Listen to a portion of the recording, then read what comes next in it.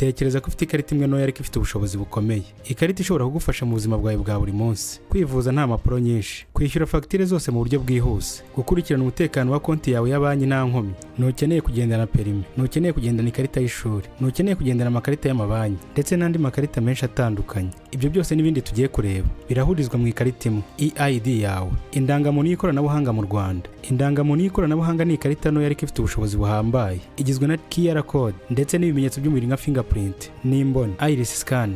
Iyi si ikarita isanzwe, ahubwo n'urufunguzo rwa serivisi zose z'umuturage. Iyi karita izagufasha kugera ku bikorwa byose by'ingenzi mu buzima bwawe, haba mu buvuzi, uburezi, ubucuruzi ndetse no mu byangombwa bya leta. Reka turebe icyo EID ari cyo, tunarebe neza uko ikora. Ni ikarita imwe ariko ifite ubushobozi bwo gufasha umuturage kugera kuri serivisi zose: kwivuza, kwiyandikisha ku ishuri, kwishyura imisoro, gufungura konti muri banki no gukoresha serivisi za leta zose. Ni nk'urufunguzo rw'ubuzima bwawe bwa buri munsi. Intambwe ya mbere ni ugushyira amakuru yawe mu ikoranabuhanga. Umuturage azajya agenda ku biro bya leta, bafata ifoto ye, fingerprint n'imboni, iris scan. Ibi byose bibikwe mu buryo bwizewe, bitume nta muntu ushobora gukoresha amakuru yawe atabifitiye uburenganzira. Nyuma yo gukusanya amakuru, EID irasohorwa, ikaba ikarita yuzuye ibimenyetso by'ikoranabuhanga, chip, QR code ndetse na biometric data. Ubu umuturage afite urufunguzo rwo kugera kuri serivisi zose. Ubu EID ikoze neza, umuturage ashobora kuyikoresha buri munsi. Urugero, ushaka kwivuza, uzajya ujya kwa muganga, wishyure mu buryo bworoshye, winjire muri account yawe ya banki ukoresheje iyo karita. Ikindi, kuba wakwandikisha umwana ku ishuri ukoresheje iyo karita. Ni ikarita imwe ikora byinshi. EID si ikarita isanzwe, ni urufunguzo rwose rw'ubuzima bwawe, rukuzanira umutekano w'amakuru yawe n'ibyawe n'uburyo bworoshye bwo kugera kuri serivisi zose z'ingenzi mu gihe gito. Buri muturage azaba afite ubushobozi bwo gucunga ubuzima bwe bwose mu ntoki ze kandi mu buryo bwizewe.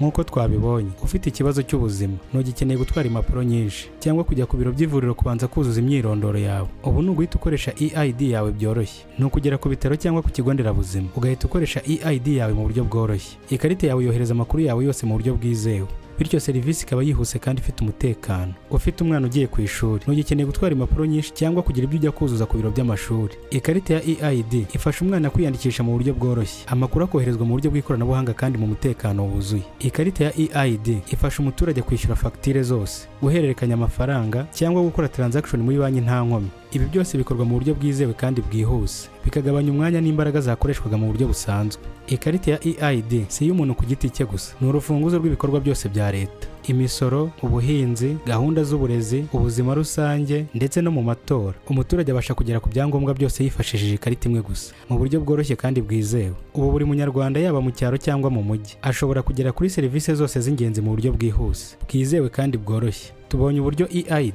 izafasha buri muturage mu buzima bwe bwa buri munsi. None reka turebe uburyo izagirira akamaro igihugu cyose n'abaturage muri rusange. Ikarita imwe itanga umutekano n'uburyo bworoshye bwo gucunga serivisi z'igihugu. Amakuru ya buri muturage abikwa mu buryo bwizewe kandi bwemewe n'amategeko. Ibi birinda uburiganya, kwiba amakuru no gukoresha indangamuntu mu buryo butemewe. Ubu buri muntu wese azajya aba afite umutekano w'amakuru ye mu ntoki ze. Ikarita ya EID ituma ubucuruzi bwihuta. Abaturage bashobora gukora transaction mu buryo bworoshye, bikongera umuvuduko w'ubukungu. Ibi byongera amahirwe yo guhanga imirimo mishya, kugura no kugurisha ndetse no guteza imbere ubucuruzi bw'ikoranabuhanga mu gihugu. EID ituma serivisi za leta zikorwa mu buryo bwihuse kandi bwizewe. Imisoro, ubuhinzi, amashuri, ubuzima rusange, gahunda z'imibereho myiza, byose bikorwa vuba. Umuturage abasha kugera ku byangombwa byose by'ingenzi akoresheje ikarita imwe. Mu gihe buri muturage azaba afite EID, igihugu cyose kizabona uburyo bworoshye bwo gukurikirana serivisi, guteza imbere ubukungu no kugera ku ntego z'iterambere rirambye. U Rwanda ruzaba icyitegererezo muri Afurika mu ikoranabuhanga n'imiyoborere y'igihugu.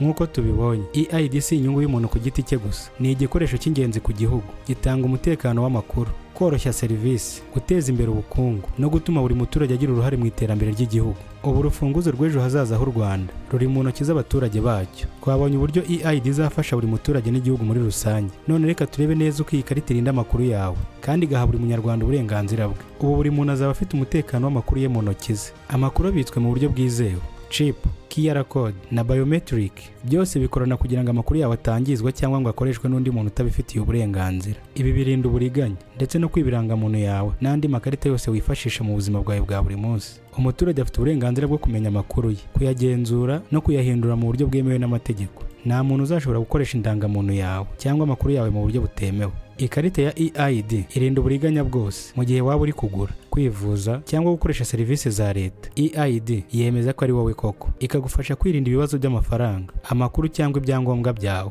Nk'uko tubibonye, EID itanga umutekano w'amakuru n'uburenganzira ku makuru yawe, ndetse ikarinda uburiganya. Buri munyarwanda yaba mu cyaro cyangwa mu mujyi azashobora gukoresha indangamuntu ye mu buryo bwizewe, bworoshye kandi bwihuse. Uru ni urufunguzo rw'amakuru ya buri muturage, kandi ni intambwe ikomeye kurwana mu ikoranabuhanga n'imiyoborere y'igihugu. Ndabashimiye cyane mwese twabanye muri kino kiganiro. Amahoro y'Imana akomeze kubana namwe.